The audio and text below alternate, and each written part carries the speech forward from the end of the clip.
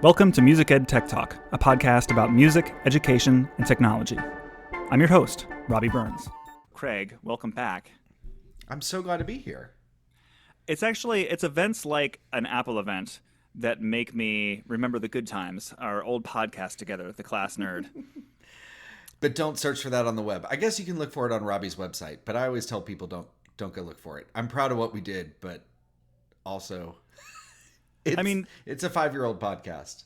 Technology moves fast. I think, here on this show and even there, we tried to be workflow focused, so there might be some little things people could grab from it. But yeah, on the whole, this stuff really does move. I think we saw a lot of stuff at the Apple event this past week that moved. That's the topic for this episode, in case any was wondering. Apple's Worldwide Developer Conference Keynote happened earlier this week, and we are going to talk about it, our impressions. And I always like to try to cover it all broadly, but also maybe just focus on things that might be a little bit more useful for a teacher. Yes. If they present themselves. And as with any computing platform, a lot of the stuff announced is broadly useful, and you just, as a human, use it in your context to the best of your ability. So there are a few things that jumped out at me that I know I will use in the classroom and in my professional and personal life. And I guess we'll get to those when we get to them. So we should get started then like Apple did and talk about Apple TV Plus, right? That's really pertinent to education. You know what I'll say? Since entertainment doesn't tend to be a thing that seems professional to talk about on this program, I will say that the Apple TV is one of my favorite Apple devices that I own, and it bums me out that Apple doesn't seem to care about improving it as much as I do.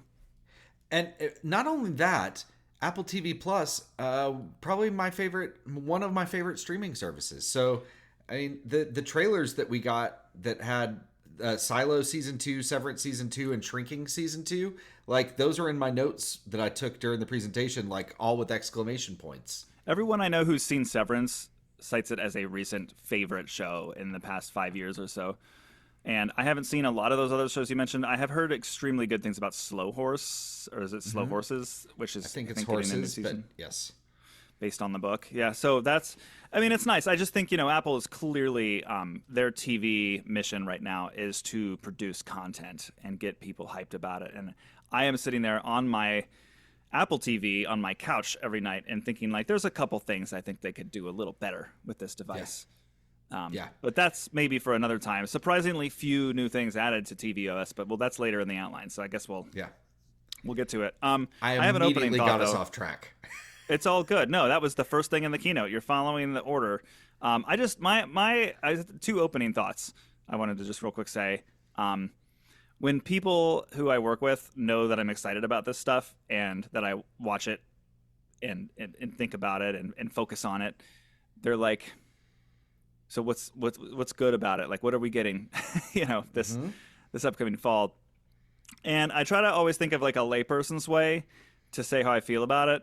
And I think my opening thoughts, and this is completely unoriginal to say because it could be said of any one of these conferences, but the computers are getting better. That's what I tell people. Your computer will be better in the fall. And there's lots of little tiny things like the Mac and the iPhone are pretty mature operating systems. They're not going to change your life every year, although there is a part of this outline towards the end where Apple is definitely grinding on some AI stuff that we'll get to that seems like it actually could have some pretty big implications for how these devices work. But on the whole, everything is going to be a little better than it was in the previous year. And I entered watching this keynote with a little bit of a different attitude. I've been maybe pendulum swinging away from some of the technology I've been using and becoming I wouldn't say I'm replacing technology with analog tools, but I've just been a little less fussy about pro apps and automation and some of the things that are really fussy and fiddly, and more just about trying to get to the core of what my work is and then using tools that help me to just get straight to that. So in our annual discussion of notes and tasks at the end of this, I'll tell you how I've made my way to it. But I guess what I'm saying is I didn't approach this keynote earlier this week with the same sense of oh my gosh, Apple, save me every possible click and tap on all my devices. I came at it a little bit maybe more conservative in my excitement. And I have to say that after watching it and thinking about it, if the stuff they announced works as advertised, it will actually be a pretty big year for Apple platforms. Yeah, I'm with you. I know you and I have talked a fair amount about our pendulum swings, and I feel like I approached it the same way. For any of your listeners who have been around since the Class Nerd days and know me as like one of the iPad people who really now only owns an iPad Mini, the fact that the most exciting things for me were actually Mac OS and Watch OS is an interesting thing. I'm excited about things for all the platforms, but it's just funny to me that is where things have swung for me. And I agree. Like with the AI stuff, I mean, you and I were texting before the event a little bit, talking about like, I don't know what this is going to be. It feels like everybody's kind of feeling around in the dark, all the rumors, and like it will potentially end up being like, the blind people describing an elephant, and we get little pieces of it. And so it was interesting to watch that elephant take shape. And even today I found myself going, there was something that happened, and I'll get to it when we get to the AI piece, that I was like, man, I really wish I had that feature right now. So Yeah. All right, well, then let's go through all the things they talked about. So I have very little to say about Vision OS, which is the platform that runs on the Apple Vision Pro.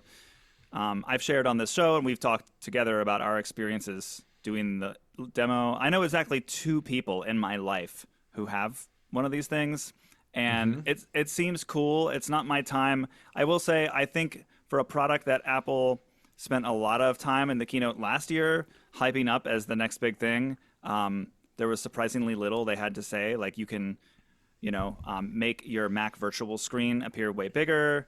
You can use Share Play inside of the Photos app. They're doing some stuff to collaborate with Vimeo and Canon. So like Canon's going to make a lens for your camera that can shoot spatial video, and then Vimeo is going to have spatial video support on their website. And they're releasing the product in new countries, but like nothing really major to move the needle in terms of like what the operating system is capable of.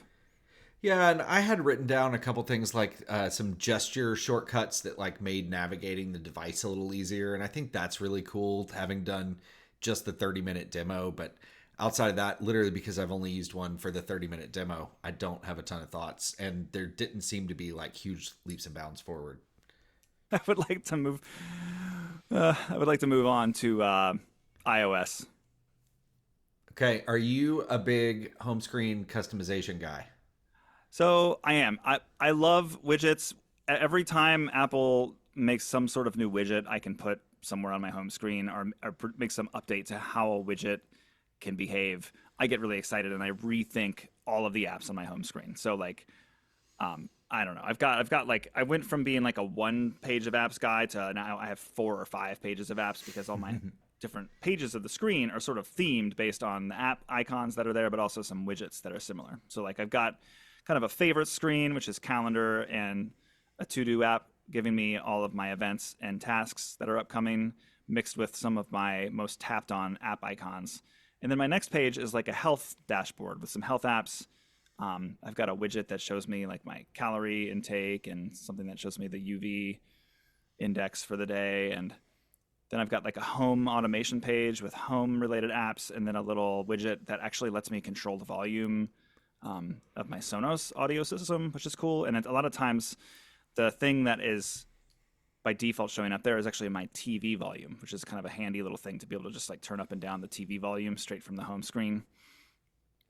And the list goes on. But yeah, I mean, so every time Apple innovates in this area, I endlessly tweak it for months and months and months until it's just right. And then I tweak it some more. Yeah. I have had my same like main home screen for a while now. I don't know exactly how long. And then I have a few different based on different focus modes. But I'm curious if you want to go over kind of what the updates are to this. I am intrigued by them. I mean, it's clear to me that most of the rest of the world thinks a little bit more personally about how their phone appears to them, and not so much utilitarian. So like a big part of how I organize my apps is like, what do I tap on the most and where is most comfortable to tap on them? But when I look out in the wild, I see a lot of people with like photos of their families on their home screen.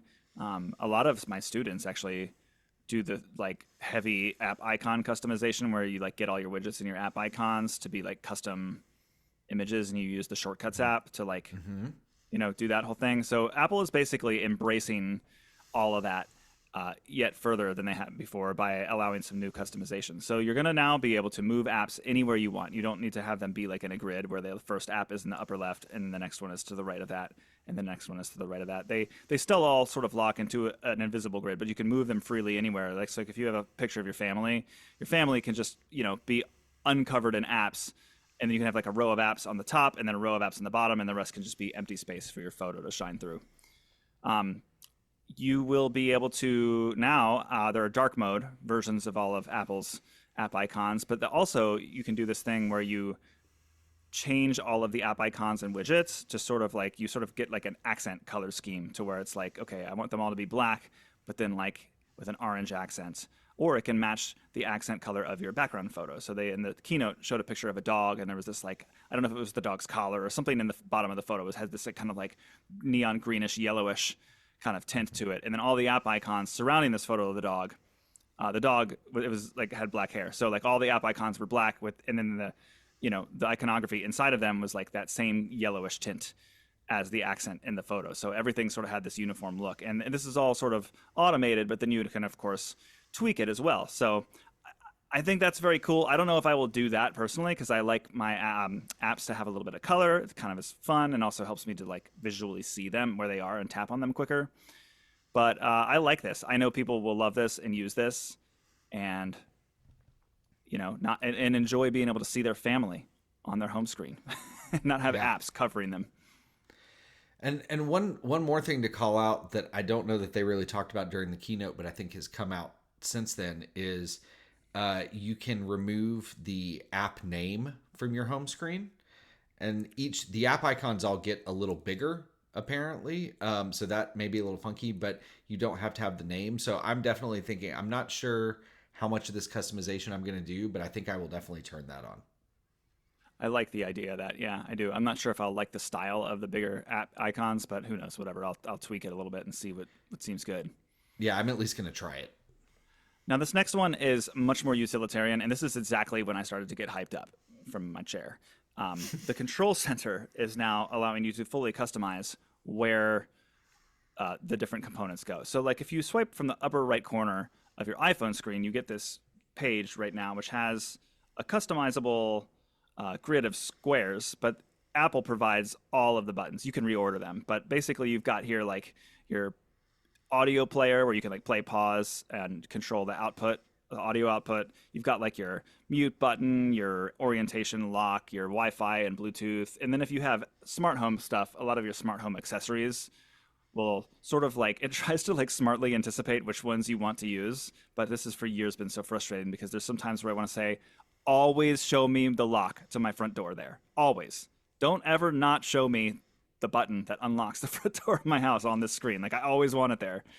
And then of course there's stuff like Apple TV remote and timer app and flashlight, like just quick camera, like just quick little things that you control. Well, the new version of Control Center will have multiple pages that you can swipe through all in one gesture.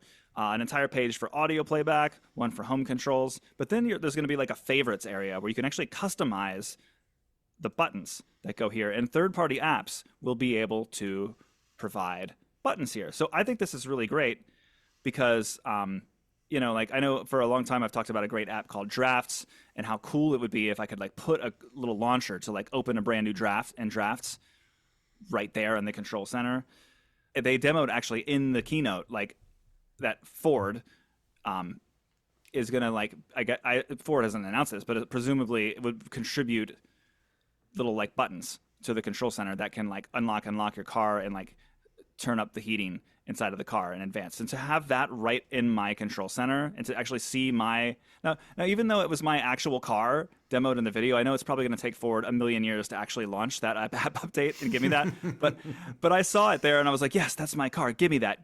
That's exactly what I want. So just being able to like endlessly tweak that quick access screen and put exactly the buttons I want on it is going to be a dream. I can't wait. Yeah, and then the ability to change the little action buttons on the lock screen as well, like the flashlight and the camera. Um, so I think, remind me, they said you can actually like add apps can be there too, right? We can swap Yeah. those out with other things from Control Center. Yeah, so in the same way that like the way that an app developer would make a widget for the iPhone home screen, could that same code base sort of is used to make Apple Watch widgets and iPad widgets and Mac widgets. It seems like the technology that Apple is giving to third-party developers for Control Center is really similar to some other areas of the OS. Yeah. So like the buttons that quick launch the flashlight in the camera in the lower left and right corner of the lock screen, that's like I think if you like are a third party developer and you make some Control Center buttons that can appear there, I think they will also be able to be set right on the lock screen.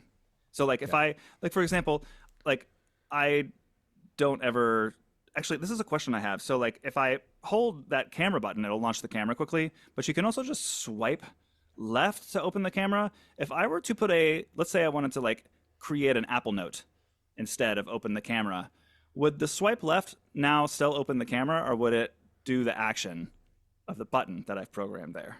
Yeah, I'm not sure. I would think it would still do the camera, but that's a Because good I usually question when we do get the swipe betas. left to camera. I would love to make that camera button a new note button, personally. Yeah.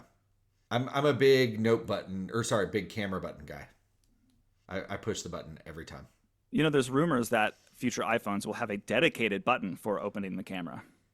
That's yes. And I think we'll talk a little bit more about maybe upgrade plans for phones based on iOS features later in this. But spoiler alert, I'm looking to upgrade for certain reasons. Right on. Well, anyway, so the idea in conclusion that the Control Center can just be endlessly customized to have exactly the home accessories and app launchers and actions that I want is a very cool thing. And they're also, all the buttons are like resizable too. You can choose like the orientation and layout of them and resize them to kind of like large, medium, small. It seems really great. I'm excited. So there were some messages and mail features. Can I just talk through them real quick? Yes. All right. These are probably where I'm most excited. Some of these here. So. Always get excited about messages features. I mean, iMessage is my most used app probably. So, we're getting things like now the tap back feature, like where you tap on a message and give it a little thumbs up or a heart. You're now going to be able to use any emoji as the response. Finally, I'm in. Like this is where I started getting super pumped. I know I just said that, but like the tapbacks thing especially. I use tapbacks constantly, and I at work use Slack so much, and we use emoji responses in Slack to everything. It's like a huge thing in Slack, and I get annoyed when I'm in iMessage and it's not there. So I'm 100% in. Yeah, I'm really down for it. I use so much of the iMessage app. It has come to replace a lot of what email used to be for me, and so Yeah. I like these features. Like this next one, you're going to be able to schedule a message to send later. And in the keynote, they were like, you could schedule somebody happy birthday in advance. And that's nice. I'll probably do that. But I'm just thinking about like, professional uses where I need to text someone, but like I'm thinking of it now, but I don't want that person to be thinking of it now. I want it to send to them at a relevant time, and just how much I would absolutely use that feature. There's going to be text formatting like bold and strike through, some new text effects. And then I thought it was really cool that you will now be able to send a message through satellite technology. So like if you're in a remote location that has no cellular service, it'll connect to satellites in space and basically be able to push through your messages in emergency situations. I think that's excellent. So for mail, again, some of these things are kind of like Gmail's been doing this for like a decade, but the implementation in Apple Mail looks really nice. So it's going to do some on-device categorization, trying to like show you priority mail in one view and then have things like flight information or newsletters or junk in other views. And then it's going to give you a digest of the messages. So let's say you're like planning a trip. It'll like categorize all the stuff related to that airline all in one card with like kind of parsing out the different email threads. I'm really into this because one of the things that Apple Mail is particularly bad at is showing the thread of conversation to me in a way where I can easily follow it. Like it's got too much user interface, and I'm always just getting lost. Like there are times where I actually in Apple Mail cannot even figure out what is happening in the conversation because of all the like the which ones are read, which ones are unread, how like sometimes the previous parts of the conversation become collapsed in certain emails and some don't. I don't know. It's a mess. So to just have it all sort of like collapse together in a digest would be really cool. And I'm curious, are you a Sanebox user still? I know we have both been at different points, I believe. I am currently using it for my personal email. I'm getting pretty close to being done with it though. I think it adds a little bit of like the Sanebox features are nice, but Mail has imitated most of those features over the past several years, and I just think the Sanebox implementation of them is just a little messy. Like it works, and I love that it works on any mail app or on any mail service. But like when I snooze an email to myself and it comes back in my inbox, it like has this whole like Sanebox you snooze this thing at the top. It just like obscures the actual content and just feels sort of like a hack to me sometimes in a way where if Apple Mail can do as good a job but make it a little cleaner and a little bit more digestible, I would prefer that. Yeah, I'm 100% with you. And I don't even use that snooze functionality. I mostly use just the categorization into newsletters and different things like that. So if this feature can do that, I'm saving however much money a year on a Sanebox subscription. Sanebox is awesome, but it is also expensive. I mean, I think it's like, what is it, like a 60 to $100 a year? I was thinking 75, so right in there, yeah. Yeah, and I'll link. I mean, I've talked about Sanebox numerous times on the show. I love it, and I'll link an episode of this show in the show notes where people can go learn more about that because it's one of these things that like they sort of like hack on all these really great email features to any email service that you use. So even if you don't use Gmail, it'll do email categorization, snooze your messages, send later, remind you of when people don't reply, you know, that kind of stuff. Yeah. All right. Well, Apple Wallet is going to get a tap to cash feature, which is when you just tap your iPhone to another person's iPhone to share money with them. And I like these features. I know we live in an age where everybody uses Venmo, and I think that's great, but I really do, when somebody will do an Apple Pay exchange with me, I just think it's a little easier and more direct. And I really appreciate this thing coming to iPhone. It's pretty great. You know, it's funny that Venmo has just gotten all the inertia that it did because Venmo is not a very easy service to use, No. in my opinion. Like we have at our school we have a social committee, and there's a lot of times where I need to like Venmo someone money, but it might not be like a person in the building that I'm incredibly close to. So I'm always going through this weird dance in Venmo where I'm like trying to search for the person, and unless the person has put that QR code in the email that takes me exactly to their profile page, I'm like searching endlessly, and it'll be like John Smith 37, and I'm like, well, is that the one that I work with? I don't know. And then I won't really be sure. I'll send them a screenshot like, is that you? Then it's just a weird exchange. I don't know. I feel like the Apple Pay thing is easier and more secure.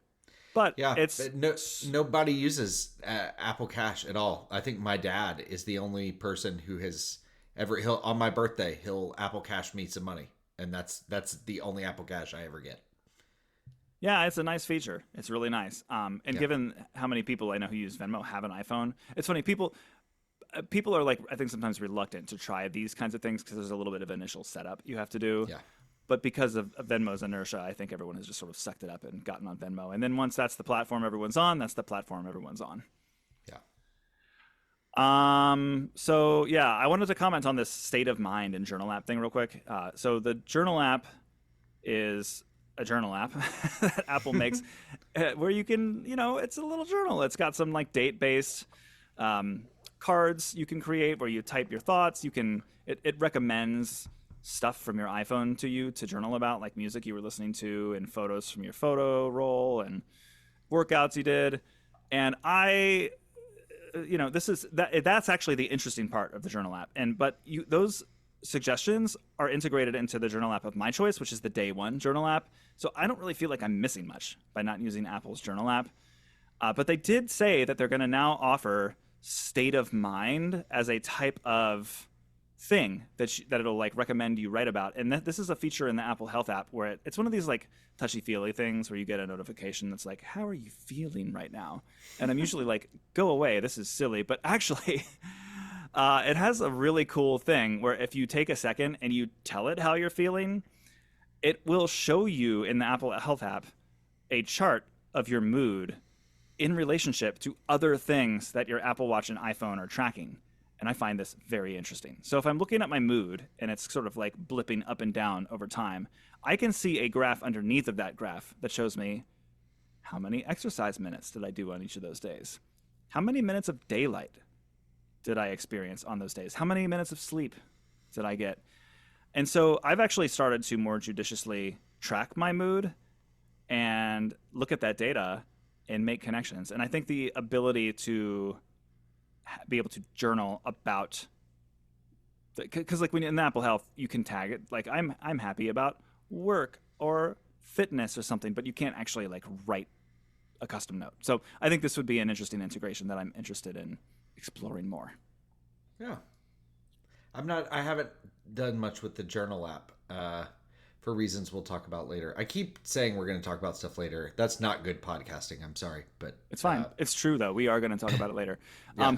Before you talk about the photo app redesign, because I don't have too many thoughts on it, I would like to say that the reminders from the Reminders app are now going to integrate directly into the Apple Calendar app, and I will probably use this. As somebody who's been doing more with Apple Reminders and more with Apple Calendar recently, I would appreciate this integration and expect that it'll probably be a decent implementation.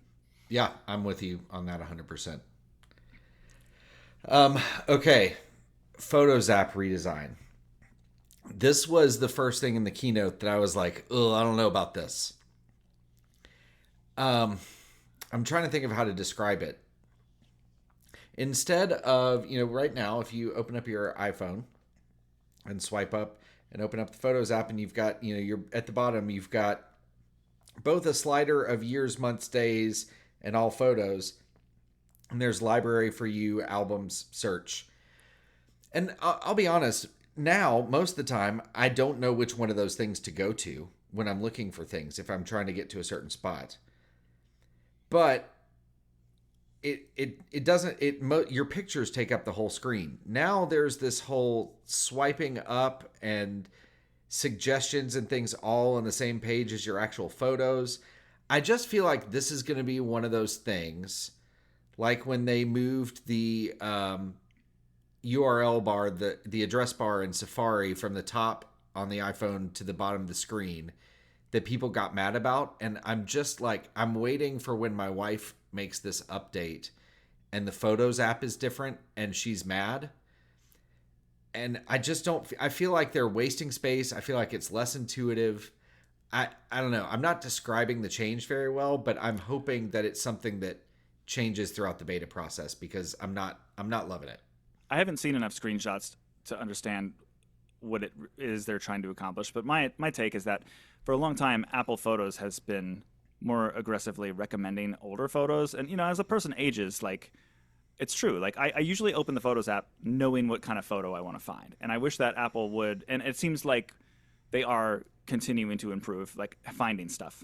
But there is some truth to the fact that I am delighted when the Apple Photos app says, hey, remember when your kid was 1? Remember the summer of 2021? Look at you at the pool with your child. And I'm like, oh, that's really nice. Like, I would have not really been reminded of that. I wouldn't have been looking for it. And I think that this is an important aspect of having a really, really rich photo library. But I think Apple needs to balance it the right way. And that seems to be my issue with what I saw on the keynote, is like, it looks like it's favoring far more them recommending things rather than me finding the things I want to find. So I don't know what that's going to be like in practice. Yeah, I 100% think that's right. So we'll see. Now, an area, as I said, that I'm always disappointed in: home, music, and TV. These are really related to me because my TV is in my home, and my TV and my music are both media that I engage with. I listen to music and watch TV shows and movies in my home, and I use sometimes Apple products to initiate the playback of this media. So, like, I don't know. This is a big part of my computing life, but it seems like every year one of these keynotes happens, and like the Apple TV barely has any new features, if any at all.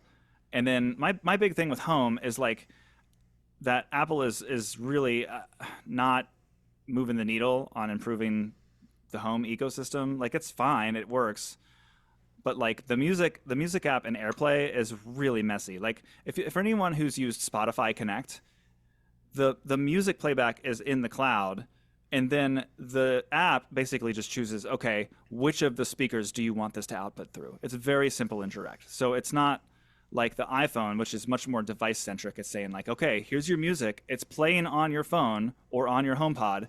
Now tell us where that phone or HomePod wants to send it, like other speakers. And so it sort of like adds a whole extra layer. It's like instead of there just being like music and then where do I hear it, it's music, where is it streaming to, and then where is that thing streaming it to in your house. Like it's extra layers, it's extra taps. The UI for it is really cumbersome. Not to mention that AirPlay is fairly unreliable. Like speakers drop connections sometimes. Other times I'll like look at the list of speakers in my house and like one of them will just not update and tell me which song is currently playing on it. Like it's a real hot mess. And I was hoping for improvements this year, but maybe I shouldn't have.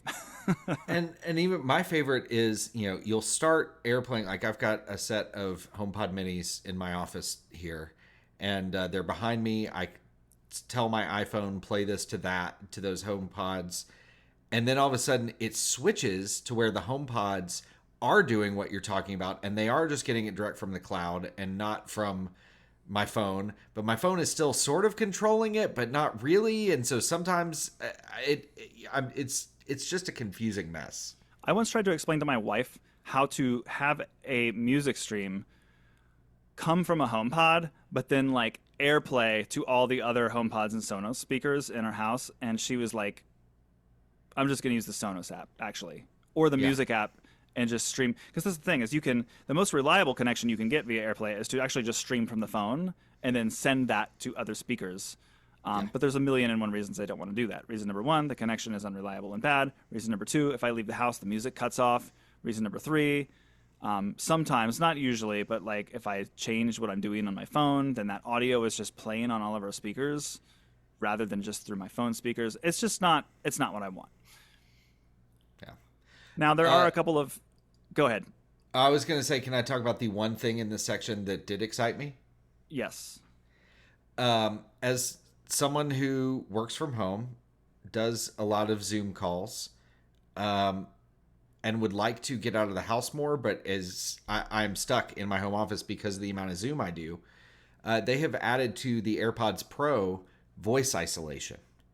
So I can be at a coffee shop, and we'll have to see how this works in practice. Maybe, Robbie, you and I can try it or something. But I could be at a coffee shop, get on Zoom, and the AirPods Pro will be able to isolate and only share my voice across that connection. So people talking behind me, the coffee being ground, those kind of things. I might actually be able to be more flexible in where I do my work if this is implemented well enough. Yeah, and the other AirPods feature that they announced is, my favorite thing about the AirPods is that Siri, I can just like speak to Siri. Oh, there, one of them goes. So like, I can just basically speak out of thin air. I don't need to like lift up my phone or my watch or something. I also like that the AirPods will read your messages to you. But now they're introducing this thing where if the answer to the message is a yes or no, you can actually just nod your head yes or no without speaking into the air. And there's a million times that would be super useful. Like if I'm in public, or if I need to dismiss a call that's coming in because I'm listening to something or doing something else, just to be able to move my head and not speak will be a thing I will use. Well, one of the things that you actually texted me about in the middle of the keynote was an Apple Watch feature. Do you want to move on to watchOS? I very much do. This is, I will say, I think I talked about it last time I was on your show. I have the Apple Watch Ultra 2, and it might be my favorite Apple device that I have right now. So I love it, and I'm excited about watchOS. Do you want me to share my favorite thing while I'm do it? So I try and go to the gym regularly. I try and get in there about 5 days a week, but I do take rest days. I do not want to be exercising 7 days a week. For me and my body, that's not healthy, but I do try and go really regularly.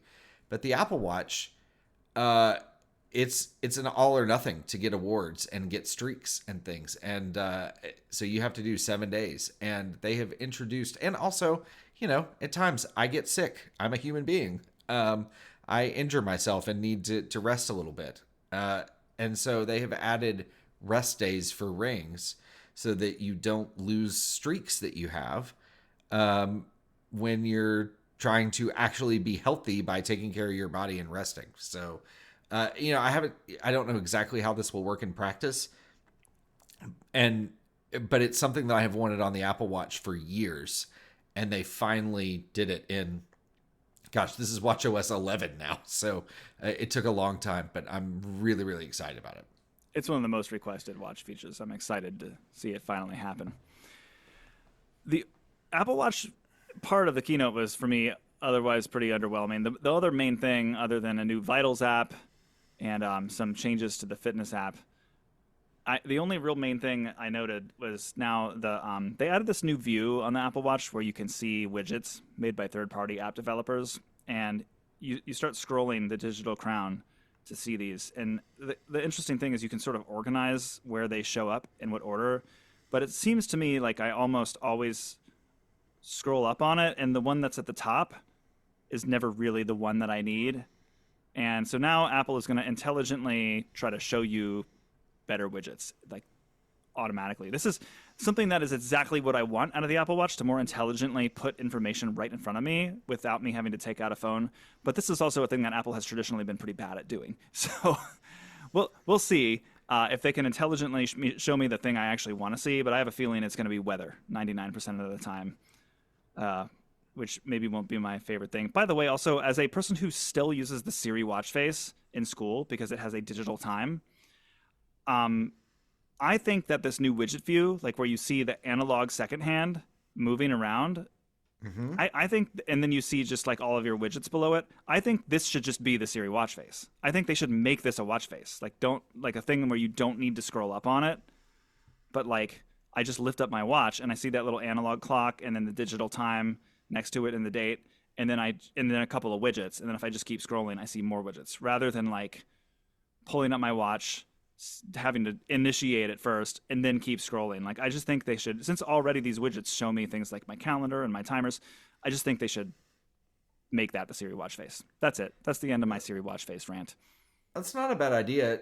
So do you, I guess since you use the Siri watch face though, do you actually use many of those widgets, or do you let the Siri watch face still do things? I'm curious how you use the watch. Well, I don't. So the widgets, when you're in the Siri watch face, because the way it works is it is a similar view of cards that you scroll through, but like it's not the widgets. It's just like cards that apps can donate information to. But Apple never really allowed third-party developers to have any control over the ordering of them. So I know like the OmniFocus team has for a long time had it as an option that OmniFocus tasks can show up on the Siri watch face, but I have never seen one ever. Yeah. So, that to me, the dream was like, okay, what about just an infinite scrolling timeline of all relevant information to me that is some part smartly interpreting what I need, but also to some extent customizing it, kind of like Control Center. Like, I'm okay if there's a part of the OS that's telling me, hey, we think you might want this, as long as I can tell it, hey, that's cool, but also I always want this. Like, always show me my calendar events first when I scroll up on the digital crown. Always show me the weather first if it's raining. Like, that's the kind of intelligence that I think Apple is saying they're going to bring to this new update with the intelligent appearance of widgets. But I think they just need to, like, I don't know. The Siri watch face is also clearly something that is now, they're not putting any time or effort into it. And it's never really worked for third-party developers to begin with. So I'm hoping that they just continue to iterate on this new widget system and make that the good thing where I can scroll through a bunch of cards, but I don't know. We'll see. My watch face right now is that crazy one with like 9 different complications on it. So I already get quite a lot of the information I want just by lifting my wrist. Like, I've got battery, my next 2 tasks, water intake, protein consumed for the day, tasks and calendars, the activity rings, weather, and a timer. Yeah. All on there. So, but it's nice to scroll up. When I scroll up to my widgets, I see the option to start a 5-minute timer, my first 3 tasks that are due, the weather for the next 5 hours, and then if I keep scrolling, I see a chronological view of my upcoming calendar events. But see, I want that to be at the top, but I think I can customize it. I don't know. And then if I keep scrolling, I have some shortcuts, and it's cool that I can put like Siri shortcuts launchers right there. But it would be nice if they appeared more smartly. Yeah. So when I went to the combination of watchOS 10 and getting the Ultra 2, I now do not have any complications. I use the numerals duo watch face that just has like right now it is 8:50 my time, and there's the big number 8 at the top and then 50 in a slightly different shading of blue underneath it. And then I use the double tap feature that was introduced in the Series 9, I think. The whatever normal non-Ultra watch came out with the Ultra 2. I believe that was the 9. And the Ultra 2, I use that double tap functionality where I tap my thumb and index finger together and it scrolls up to my widgets. I use that constantly. And so I've got my activity rings right there first, and then a carrot weather widget, and then my calendar. And those are the main things that I need. And then if I start a timer, that will appear. And then, of course, I don't think we talked about it yet, but they are adding live activities like you get on your phone to the watch. So potentially like the Uber app or something can add that live activity, or if you order food or have a sports game of some sort where you have the scores live, that can show up on that widget screen for the watch as well. So and I've wanted that for a while. Like ever since they introduced that on the iPhone with the always on display, I've thought to myself, this would be way more useful to me on the thing strapped to my wrist. Yeah. Hey, I'm mildly annoyed. So I'm playing with the widgets on my watch right now, and I just tweaked it while you were talking so that my calendar events show up first. But like there is actually, I think, already some smart, intelligent recommendation happening. There is a timer, a 5-minute timer option at the top of the list, and I don't want it there. And when I go to the custom view, the timer doesn't show up. So I think it is suggesting that to me based on the frequency at which I start timers on the Interesting. watch. I start timers really frequently, and I don't have that there, so I'm not sure. There must be some setting on there. Is there a way to customize this on the actual phone, or is it only doable on the watch? I kind of set mine up a while ago and have forgotten about it, so I do not remember how I set this up. I'm going to dig into that because that's a little frustrating. Yeah, you can like customize your app layout on the home screen, but I don't see any place. Because what do they call this view again? the widgets. Yeah, I don't think there's any place to edit widgets in the Apple Watch app for the iPhone. Yeah, it must just be here on the watch. I'm playing around with it now. Yeah, and it's pretty cumbersome, to be honest. I don't really enjoy the process of doing it on the watch. Well, all right, let's get to a hot topic here. iPadOS. I'll be brief. Let me just go over the features real quick. I have a like 1-sentence summary of my thoughts on this that I think will set up what you're about to say well. Go for it. They spent multiple minutes of the iPad portion talking about adding animations to an app, and I just wrote down like, oh, if this is what we're spending time on with iPadOS, we're in trouble. Like there's not much here if all we're highlighting is fun little animations in apps. Yeah, I'm planning to talk a little bit more about the iPad on a very near future episode. Apple did announce new versions of the iPad pretty recently, and they're very, very powerful and very beautiful and just awesome pieces of hardware that are unmatched devices. And all of the discourse in the community of people who follow Apple is it has been ever since Apple made a product called the iPad Pro. Continuously, all people do is just talk about how this is an amazing piece of hardware which cannot fulfill its promise as long as the software is as limited as it is. And this discourse was reignited with the new iPads that came out several months ago. And I think Apple really invited this discourse by putting their most powerful processor to date in the iPad. And by making there's like a new update to the Magic Keyboard, and of course, for years now, the iPad has great trackpad and keyboard support. It's just becoming so much more like a laptop that every time it inches closer, people seem to only get more frustrated that it can't do more. Now, don't get me wrong, it's always doing more, it's always getting better. But I know that for me, my dream machine is an iPad, but much like the one I have right now, which is a 2018 iPad Pro. I want this device, but I just want it to run macOS when it's docked or plugged into a secondary monitor. And I know that Apple is not interested in making that device. And because they're not interested in making that device, I would love to see them much more aggressively iterate on iPadOS. Like, there's still almost no control over audio input and output. There's hundreds of categories of professional apps that cannot exist on the iPad, either due to software limitations or because of App Store business practices that would like limit their monetization strategy. Like, there's just so many small issues with iPad OS that when you add them all up, it doesn't really matter like how far the iPad has come. For many people, they're just going to need a Mac. But sometimes I want an iPad, and the iPad looks really similar to my Mac sitting here on my desk. It's got a keyboard, a trackpad. It's the same size display almost. So I don't know. Apple, it doesn't seem to be hearing that discourse. They seem to be going their own path with it and doing definitely some really cool stuff with Apple Pencil, but still very much thinking of the iPad as something you own in addition to your Mac instead of something that maybe could be like your one computer.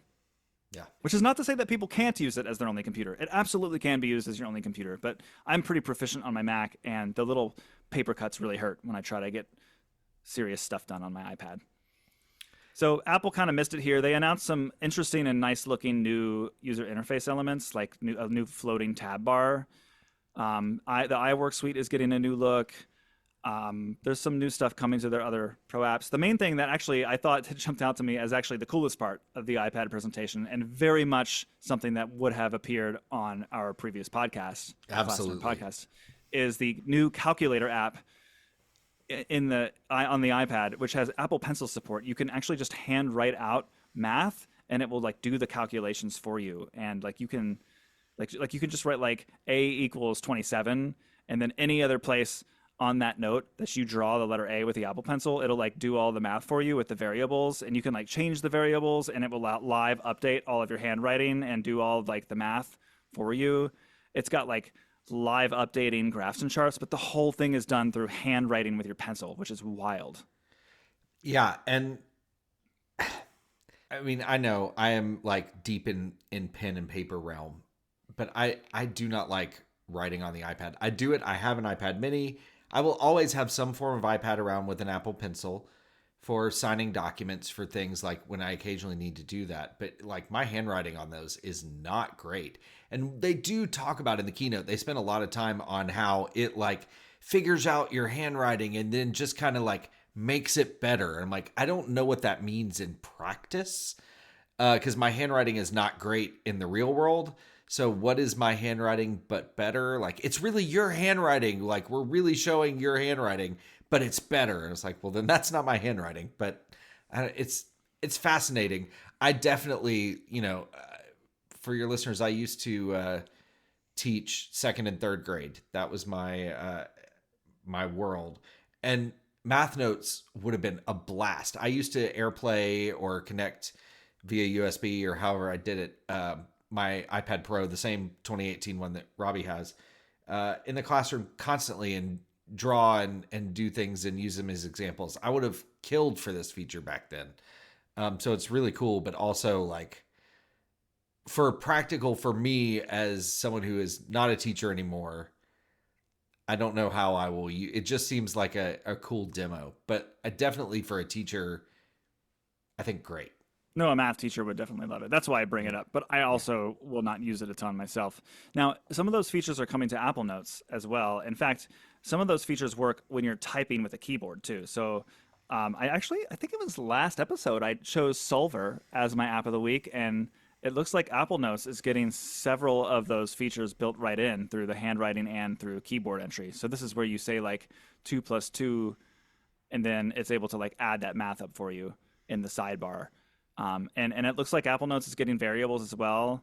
Even just the ability to like insert a table and have it do some basic math, like a numbers or Excel spreadsheet, like that'll be very welcome. I will use that for sure. Yeah.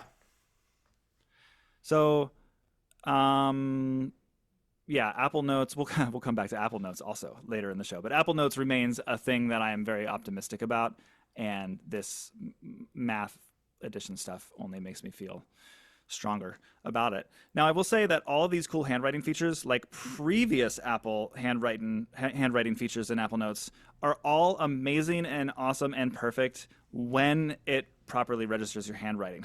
So, for the times that it doesn't, I just feel like it's going to be a headache. But for the times that it does, you're going to have beautiful notes and functional notes. Yeah. Can we do the Mac? Yes.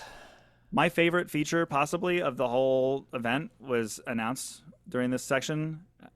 I think we're thinking the same thing. Apple has all these features where like one of your Apple devices can talk to another. So it started with like, okay, if I'm on a note or an email on my iPad and I go to the Mac, well, then it'll show me an option on my dock to like open that exact same email or file or note on my Mac. It's called Handoff. And Apple has just kept like adding these little things over the years. Like my current favorite one is called Universal Control. If I move the cursor off the right edge of my Mac screen, it just bounces over to my iPad, and then I'm controlling my iPad, but with my same keyboard and mouse. And Apple is finally doing something I've wanted them to do for a really long time. They're basically making an iPhone app for your Mac that lets you just completely control all of the entirety of your iPhone right from a little window on your Mac screen.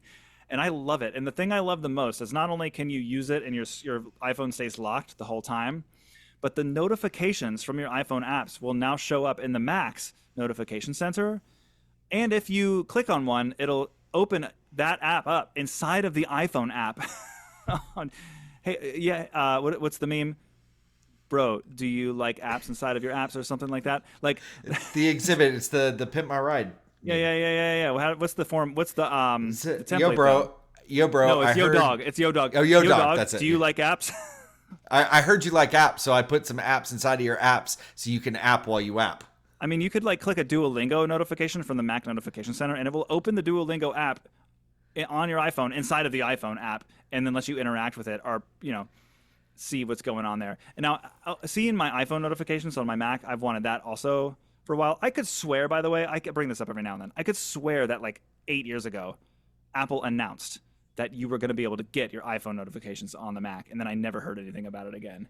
Did that happen? I don't know. Maybe I dreamt that, but I'm pretty sure this was a thing they were at one point planning, but never had I seen before the possibility or even thought that you could just full on use your iPhone from your Mac display. I think it's great. And I kind of wish the iPad could do it too.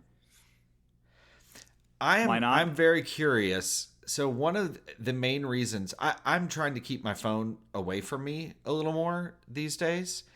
And one of the only reason that I have it in my office with me while I'm working is my company uses Microsoft Authenticator for a lot of things. Anytime I log into anything, I have to use my phone to authenticate in. And I'm curious, I know that's going to uses Face ID. I'm wondering how that will work with this, but I'm wondering if there's a way that even like with a passcode or something with this on my Mac that I could keep my phone a little further away from me and just have my phone available to pop up and authenticate in on my Mac. I think that would be amazing. Yeah, it's just one of the many things I can imagine. There's also just apps I prefer to use on my iPhone, and I probably have the most of my apps that are unique to my device, either on the iPhone or the Mac. Like there's stuff I use on my Mac that I don't use anywhere else. There's stuff on my iPhone that I don't use anywhere else. And I just feel like this is going to really round out my app ecosystem and have it all kind of be in the same place. Yep. So I'm excited about that. I will use it all the time. We're getting window snapping and tiling, finally. I use an app called Magnet, which does this. This is basically the Windows feature that Windows has had for ages, where you drag a window to the upper left corner, and then it kind of snaps the window size. That's going to be great. Some small updates to FaceTime, like you'll be able to use a background photo from the Photos app. I like that a lot. They're making a password app, so I don't know if this is going to be able to help me to ditch 1Password, but I have been in a phase of kind of making my app workflow more streamlined and like basically using less apps to try to get the same work done. So I don't know. I mean, I use the keychain now and 1Password, but it would be cool to have all my passwords just in one place instead of two. Yeah, and I feel like 1Password has been a little janky for me, although 1Password claims it's because Apple's operating systems have been janky and have bugs that don't allow them to work correctly. But I have just been annoyed by 1Password lately.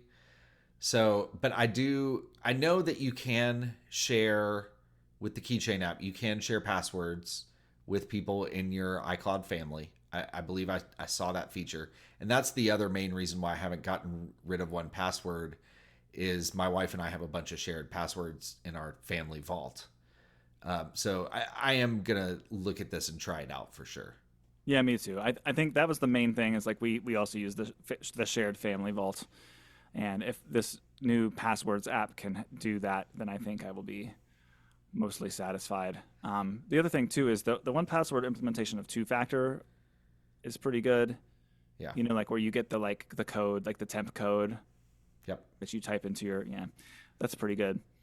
There was a cool one or two Safari features announced. They're doing this thing called highlights where there's a little bit of intelligence looking at the contents of the site you're on. And then if there are Apple apps that can offer you that information inside of themselves, it'll kind of pop up a little card on screen. So like if you're on a website for a hotel, then a little Apple Maps card will appear and say, hey, like click here to get directions. Or, oh, hey, we noticed you're reading an article about the latest Taylor Swift record. Click here to open it in Apple Music, that kind of thing.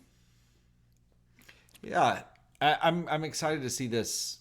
It's one of those that like sounds really cool, but how it actually works in reality is going to determine if it's annoying or cool. But it has a lot of promise. Should we do AI? Well, really quickly before we jump to AI, I have one more Safari question for you that I'm curious about. You have in our little show notes document, is it time to try Safari again in the fall? So what browser are you currently using? What's your setup in your Chrome? And so what is it about Chrome and what is it about Safari that's making you want to potentially try it again? I mean, this is the bottom line. It's like there are education apps that only run reliably in Chrome, period. Like there's one other issue, and I feel like this is more fixable by Apple. I like the way that tab groups work better in Chrome. Now, Apple has a real potential to grab me back into Safari because you can associate a different tab group or profile with a focus mode. And I tried to set this up when the feature dropped last year. Basically say like, okay, when I'm in my personal focus mode at home, show me these tabs in these websites. When I'm at work, show me a different set. But for some reason, all my other focus filters work for all my other apps. Like the mail app shows me only my work mail once it senses that I'm at work, only my personal mail when I'm at home. But Safari cannot, for some reason, figure out how to show me the correct tab group. So I'm like always in my work tab group, even when I'm at home, and it never changes correctly. And then tab groups do strange, bizarre things with windows. Like I end up with all these Safari windows that I don't want just because simply like my focus modes are snapping in and out between work and personal. So it's like never giving me the correct profile or tab group, but it's yet somehow like generating all these extra windows. It's a weird paradigm. Chrome is just I have one window with all my tabs organized in it by color-coded group, and they can collapse and expand when I click on the title of each tab group, period. Like that's it. That's how Chrome works. So yes, I do see all my work and my personal stuff in the same place, but it's at least easy to know where I am and find things. So if I can figure out if I'm either using it wrong or it's a bug. If I can figure it out, that would get me half of the way there. Now, the other thing too is like I use a lot of Soundtrap for our general music curriculum, and Soundtrap like straight up barely doesn't work in Safari for the Mac.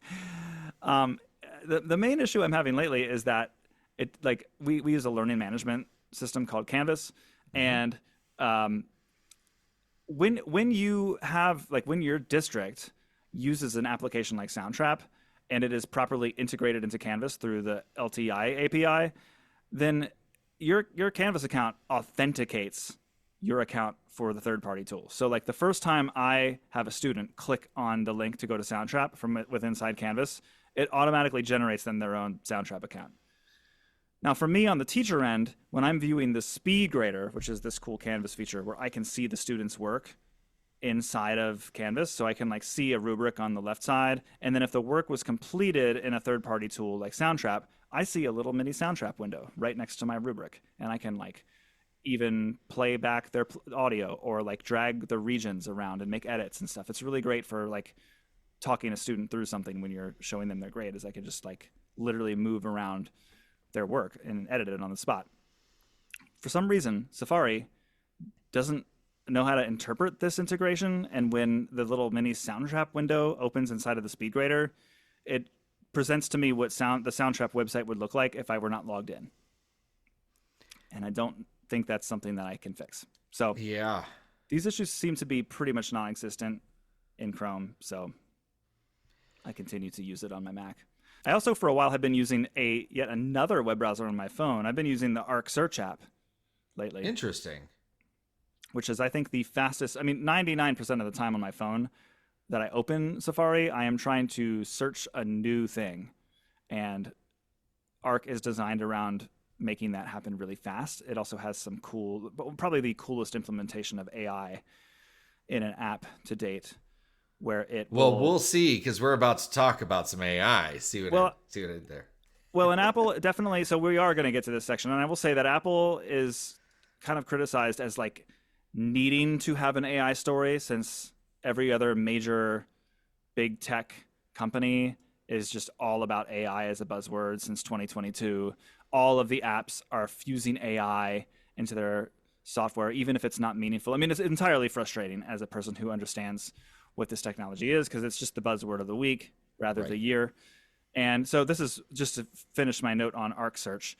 Arc Search is the actual most useful implementation of AI so far, because when you search something in the browser, you have the option to have Arc summarize the web for you, where it will basically just do the web searching for you and then use some generative stuff to basically create you a little mini web page that has sort of like summarized some of the major hits. So like if I ask it a question and the answer is in a Reddit thread, it'll just present that answer to me cleanly without me needing to like dig through all the comments. And it even adds like nice little like thumbnail images and stuff too from Google image searches. It's just a really well put together feature, and it saves me a lot of time on my iPhone. Nice. All right, so Apple announced this big new AI initiative. They are very, very smartly branding it Apple Intelligence, which also has the acronym AI. And I do see what they did there. Yes. I don't know if I want to go through like every little thing, because I do think they got a little bit in the weeds on this section, and it was not 100% clear what it will and won't be able to do. But basically they're doing what I hoped they would do, which is to say, okay, all the AI stuff that's out there and that's really famous and popular, like the Chat GPT, is generating text and images based on stuff it has found out there in the world, like on the web. But we have information on your actual, like, the things that matter to you. Like we have your messages, we have your mail, we have your photos, we have all of your third-party apps. And so what Apple is trying to do, broadly speaking, is use similar generative AI to enhance the experience of using your Apple devices by having them more smartly work in your favor, but basing the things that they generate, the knowledge that they have, the actions that they can take, and the text that they generate based on things that are actually happening on your phone. So like knowledge of who your contacts are, knowledge of who you're texting and when and about what, knowledge of what emails have gone in and out of your inbox. And you could extend this philosophy to all of your apps, because they're opening these technologies up to third-party app developers as well. So there's like a handful of things they demoed that we can kind of go through, but I think that like this is what I want from AI. Like of all the AI buzz that's been happening the past year and a half, I'm thinking to myself, like, I don't want AI to make derivative songs. I want AI to remember things that are in the depths of knowledge on my phone, things that I at one point knew but have forgotten, and to be able to recall those things and act on my behalf to eliminate the amount of minutes I am fussing around on the phone. Like, there's no reason, for example, that I shouldn't be able to ask Siri, what's the name of that podcast that my wife sent me 2 weeks ago? And it just knows because it can understand the context of my messages. And that was actually an example they gave in their AI section of, this is a thing Siri will be able to do. Pull up that file Steve shared with me last week. Play the podcast my wife sent me the other day.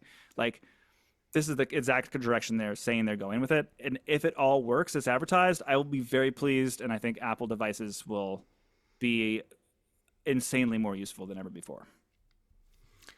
Yeah. So the example that I mentioned earlier that I came up with today, we went and we have some friends that just had a baby, and we went and got to go meet their baby tonight. And we also brought them some Chick-fil-A on the way. And you know, Siri supposedly will like remember things as you go. So like, you know, at some point my wife had texted me the address of where we were going. And so I wanted to be able to say, like, I can think of 3 different Chick-fil-A's between our house and theirs, but they're all slightly out of the way. So I wanted to be like, Siri, help me get to so-and-so's house and find the nearest Chick-fil-A along the way, or the best Chick-fil-A along the way. And like the assistant look in my messages for that address that had been given to me, and then kind of start figuring that kind of thing out. I would have loved that. I don't fully know if that thing is possible. Those are the things. It's like, this is all still so wait and see. And if it can do some things like that, it's going to be a game changer. But what is the actual, what's it going to look like?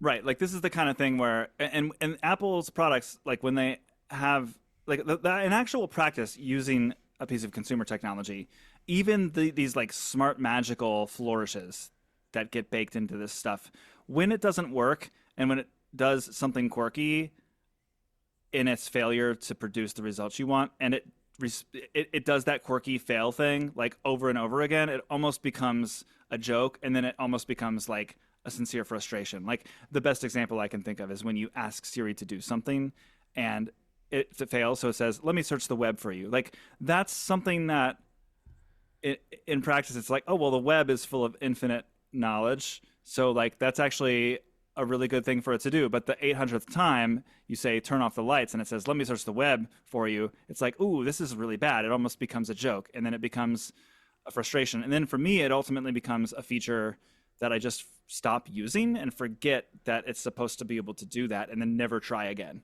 And that's hopefully not what this is going to be, because the potential of this technology is that it actually can learn you and be smart and understand context. So I don't know. We'll see. I mean, Apple has some core competencies. Making good hardware is one of them. They still, I think, make some of the best software in the world, although not quite as good as they can build products.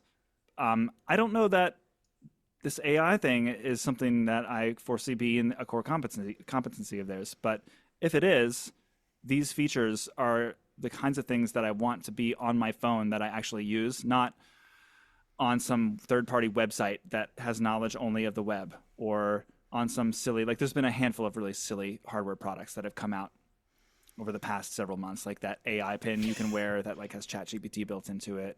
Like, there's just all this stuff out there. So this is definitely what I want AI to be. We'll see if they get it right. Yeah.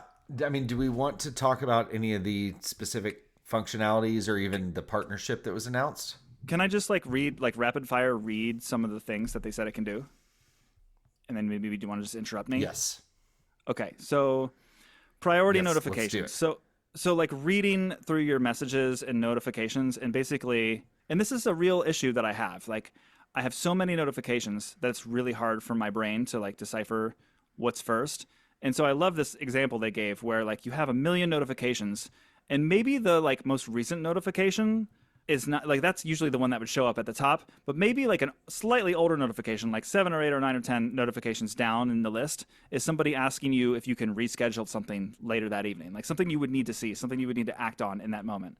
Well, the idea behind priority notifications is it will summarize them and bump the important stuff to the top for you to see. They're going to add system-wide writing tools. So anywhere where you can like click and see a cursor and type text, they're going to add Grammarly style features that can offer you suggestions to your tone, your sentence structure, your grammar, and even in like sort of chat GPT style, like rewrite things for you. They are going to have some generative image stuff. This was, I don't know if I want to get into the ethics of this, but there's been some outcry over it online. Basically, you will be able to ask your computer to generate images for you. It seems like you'll be able to do it with Siri, but they're also making this image composer that's all AI, where you like give it some keywords and then it spits out a bunch of images. And this is going to be built into all of their apps. So if I'm in like Keynote and I want to like add an image to a slide that doesn't exist, I can like invoke this image composer right inside of the Keynote slide.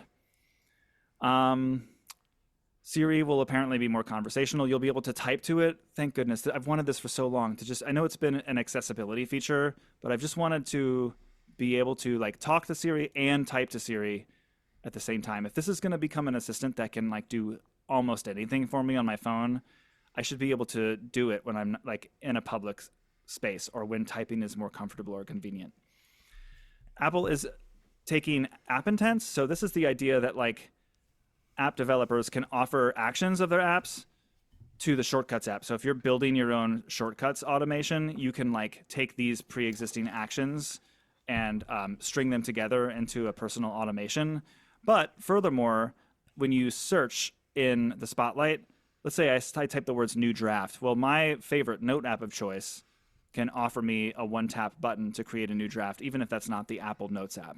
Well, apparently these app intents are gonna become a part of this artificial intelligence system. So like apps, third-party developers will be able to like submit the things you can do inside of these apps to the system. And it seems like where Apple, at least what I got from it was that down the road, this intelligence is going to be able to perform these actions inside of apps on your behalf.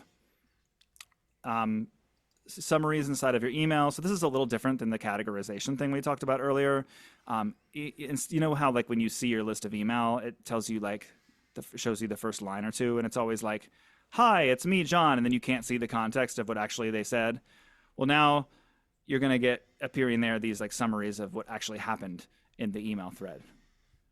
Apple has another image generative thing where you're going to be able to generate your own emoji. So this is a little different than the image composer I mentioned earlier. This is actually like you can create your own custom emoji by describing a thing, and then the system will like generate it. This is actually kind of cool. I know so many musicians who are like dying for a tuba emoji, and now they will presumably have it. Or like insert your instrument, your neglected instrument here. Like I know there's a saxophone, a trumpet, a drum. There's not a huge range of musical instruments though in the emoji land. The Image Playground app. But then what's exciting about these is... Go ahead. Oh, sorry. I was going to say what's exciting about the Genmoji is that you can use those across the system. So even in like the emoji tap packs that we were talking about earlier, like those will be available there. So it really does act like an emoji, which I think is really cool. Yeah, it's very cool. And I remembered it's later in our outline here, the thing that you can use, which like allows you to insert a generative image inside of any Apple app. This is called Image Playgrounds, and there's actually an app, a dedicated app for it that will come on your phone just for like playing around with generative images. And this will be nice too, because like even for the hot second that I had an OpenAI paid account, I feel like this is just going to be so much quicker and more useful than going to ChatGPT, opening up a new thread and like typing into it and stuff. So that'll be cool. They're also putting this generative image thing inside of the Apple Pencil tools. So if you're in an app and you're using the little like toolbar for the Apple Pencil with like the pencil and the highlighter and the eraser and all that stuff, there will be a new type of writing utensil, which is basically like I think they called it an Image Playground brush. It's basically like you just like draw a circle in an empty area of an Apple Note and it'll just like put something there, an image. It'll just generate something. And if there's already text in your note, like let's say you're taking notes on a class or a lecture and the contents of your notes are about the harmonic series or about the saxophone. Well, presumably, when you use this magic brush, it will actually generate an image based on the text and the context inside of that Apple Note that it is catching from all of your other words. Let's see, what else do we have here? There's a handful of Apple Photos things, quicker, more accessible tools for like eliminating stuff out of the background of images that you don't want, and like doing some color correction. You'll be able to record phone calls and audio inside of Apple Notes, and then it will presumably transcribe that audio and summarize it for you. All of these AI features are free with the next updates, although only the iPhone 15 Pro and future iPhones will have it. And then as for iPads and Macs, only things with an M chip will have the ability to use Apple Intelligence. So I know for me, my Mac and iPhone will work, but not my iPad. I don't know. To me, I'm thinking like I depend on my iPad just enough that maybe this is going to force me to upgrade. What do you think? Are you buying a new phone because for of this? Me, I am buying a new phone. So I'm currently on a 14 Pro Max, and I have traditionally upgraded every other year on my phone and tried to keep my watch on alternating years. But now this Apple Watch Ultra is so good, I don't know that I will be upgrading it a year from now when it's 2 years old. It's just that good. And so then I was like, do I need to upgrade my phone? Like, I'm trying to use it less, but now like this is going to push me to do it 100%. Yeah, I'm thinking even though the iPad is not my most productive device, I'm kind of feeling like if I get used to this model of working on my other Apple devices, my iPad is going to feel broken. So I don't know. I'm not going to pull the trigger. So do you have anything else to add to these announcements before we move on to segments? I am cautiously optimistic. I have not been a big AI person. I've used ChatGPT for a couple small things. We should probably talk about the ChatGPT integration, shouldn't we? Oh, I guess we should. Yeah. Do you want to explain that? Yeah, sure. So, this whole AI push from Apple is going to use all this information on your phone, and they were very, very willing to tell all watchers how it's privacy first, and they got really technical about how they're going to keep all of that information on device, and anything that goes to one of their servers is, not going to ever be seen or heard of by anyone. You know the deal. But they did say that for situations in which the knowledge from the outside world is useful, there are other generative models that are leading the industry, and they called out ChatGPT and OpenAI, and they said that this new Apple intelligence system will be smart enough to know when ChatGPT might do something better or in place of Apple's system, and it will offer you to use ChatGPT, to defer to it. And so like an example they gave is you hold up your phone and you say, you hold up your phone to your deck and you say, what plants would look good on my deck? And it says, hey, can I ask ChatGPT about that? And then you tap yes on a little prompt. It's all opt-in. And then it would presumably send that photo to ChatGPT, and then it would send you back their response. So I think it's kind of smartly put together. I know a lot of people have feelings about opening up this very privacy-focused system to ChatGPT, which is obviously not as privacy-focused as Apple. But I also think that with these things, you got to balance what's useful, and I think that ChatGPT is useful. So I will absolutely enjoy this integration and look forward to seeing what it's capable of. Yeah, I am. I'm optimistic. It seems like from a legal perspective and from a way it's been developed perspective, I mean, technically OpenAI could still do nefarious things, but then the world's second most valuable company could throw lawyers at them for doing the wrong thing. So there really is incentive for OpenAI to do right by Apple's customers. And then this unlocks so much really neat functionality that I will definitely enable this, because you do have to enable it when it becomes available, and I have a device that can do it. Right on. Now, would you like to do your closing thoughts? I'm just really impressed with us that we managed to cover that whole keynote in about not even an hour and a half. Oh So yeah, this is, I feel like, a Robbie and Craig record, and we need to be congratulated for this effort. yeah, I agree. Pat on the back for both of us. I want to even I'm even ready to blaze through app tech tip and music of the week pretty quick. I've got um, some picks, but I need to find them. Do you want to go first? I forgot about tech tip. So I got to come up with a tech tip, but I can do my app and music really, really easily. Sounds great. Let's do those two first. So I will start. Okay. Um, so my app of the week, Robbie, you and I have been using this app lately, and it has been a delight. I have been Marco Poloing with my friends a lot lately, and it has allowed me, again, someone who works from home and doesn't get to interact with a ton of people. It allows me to stay connected and like have real conversations with you. But like, if I have a thought, basically, let me start back at the beginning. Marco Polo is a video chatting app, but it's like you send a video message. It's not like a real time thing like FaceTime or Zoom. I send a video message, and then when Robbie, if I have a thought about a book I'm reading or latest Apple news or just something I want to talk to Robbie about, I can send it to him. And, if he is available, he'll get a notification. He can join me live and listen and then respond, but it's still not live.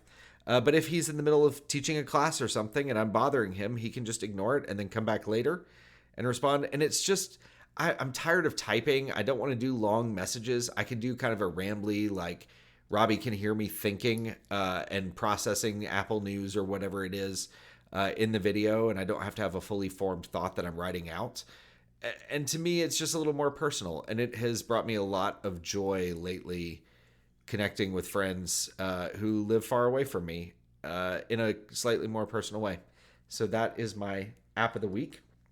Since you have been using it, before I move on to music, would you like to say anything about Marco Polo?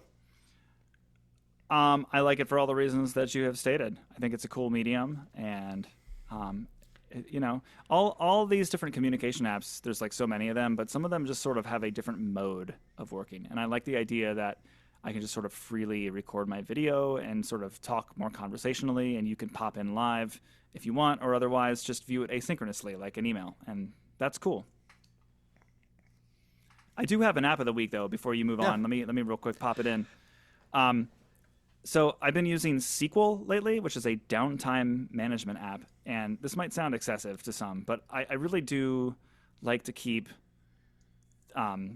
certain things out of my to-do list. And so like when I learn about a new TV show or book or video game or podcast, I don't want to put that in my to-do app, which is going to stress me out. So I have an app specifically dedicated to organizing books, podcasts, TV shows, video games, and movies.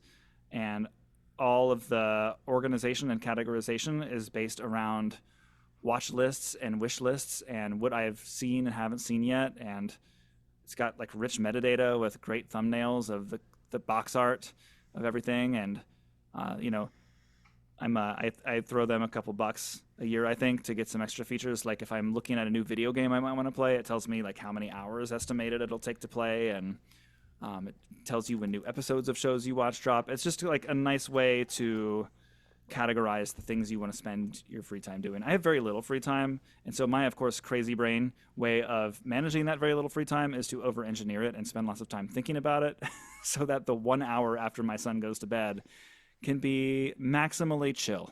I love it. All right. My music of the week. I believe I have actually recommended an album by this band for music of the week another time that you've had me on here. But one of my favorite bands that I've discovered in the last few years is a band called Bonnie Light Horseman.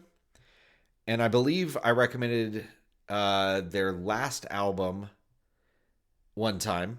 But they have a new album that just came out on Friday, at least from the time we're recording this, called Keep Me on Your Mind / See You Free, which is funny. It seems like in the old days, this would have been a double album. There are 2 songs, and the first song on the album is Keep Me on Your Mind, and the last song is called See You Free.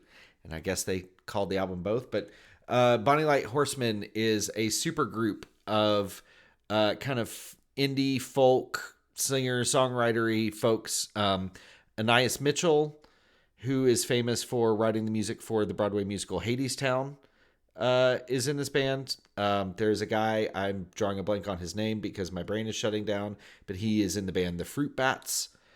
He is also in Bonnie Light Horseman, and there's one other member. And it's just really great songwriting. Their harmonies are fantastic.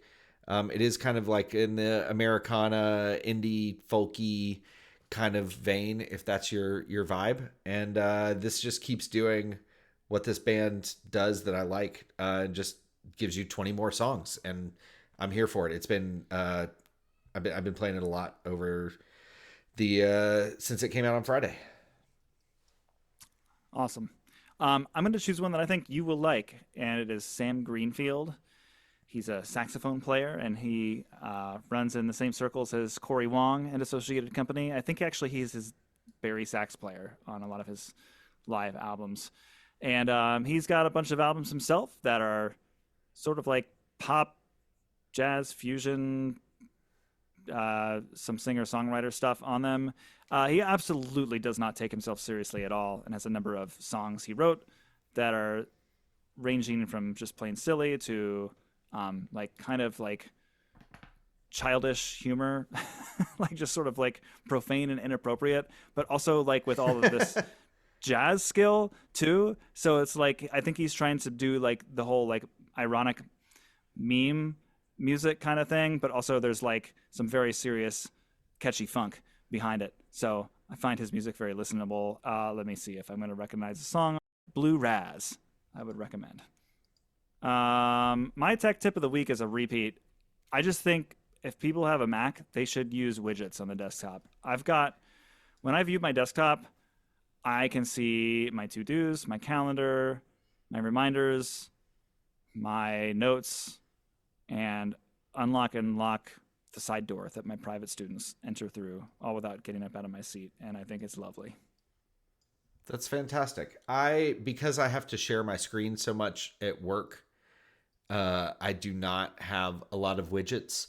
The only one that I have, because I work with several folks in the lovely country of Romania, I have a time zone converter that has Romanian time, my time, and West Coast time, because I'm sit in the middle of all those folks, and it's just helpful for me to have a quick glance. But I do need to use some widgets more. I will go with, I actually think this may be a repeat for me. I apologize if it is, but I have a shortcut that I use really regularly. And now it is frustrating because when I run this shortcut via the assistant lady, it fails every time. But if I push the widget that I have a specific widget for it on one of my home screens, it works every time. So there are real issues with the Shortcuts app right now, but I have one called Sleep Sound. And what it does is it connects to one of the HomePods in my bedroom and then sets the volume at a certain level. And then it plays a specific white noise sound from the Dark Noise app. And it's super simple. It's really like a 3-step shortcut. But I use it every night. And it's just really nice to hit a button and it plays the white noise that my wife and I like to have in our room. And so that to me is one of the like beautiful things about shortcuts is this app can be really complicated, but it doesn't have to be. It can be just a 3-step thing that like makes your life better. And so that is one that, even though I'm doing kind of less of this stuff in general, is still really handy to me and I use every day. Awesome. That's exactly my sales pitch for shortcuts. Well, this has been great. I'm extremely tired. There's no one else I would have rather shared this moment with. So thanks for coming I still, when you texted me, it was like WWDC recap podcast. It's an immediate yes for me. So absolutely, I'm with you and appreciate the opportunity to come and talk about this. Awesome stuff. Well, I'm going to call it there. Until next time, stay classy. And stay nerdy. I'm Robbie Burns. Thanks for listening to Music Ed Tech Talk. You can find the show's page, show notes for this episode, and my blog at musicedtechtalk.com. You can subscribe to blog posts through an RSS app of your choice, and you can subscribe to the podcast in a podcast app of your choice. You can now get blog posts delivered right into your email inbox once a week. Please rate and review this show in the podcast app. It absolutely helps. Word of mouth is helpful too, so please spread the word about it. You can learn more about my music and teaching career at robbieburns.com. I'm all over the internet at Robbie Burns or _Robbie Burns on most social media sites. Consider supporting me on Patreon at patreon.com/musicedtechtalk. All tiers get perks, but even the base tier gets you access to the Music Ed Tech Talk Discord community, where you can chat with other supporters and guests of the show about music, apps, pedagogy, lesson ideas, tech support, and more. It's a fun place to be, and I hope to connect with you there. Thanks to this episode's sponsor, Scale Exercise Play Along Tracks. Be sure to check it out. See you next time.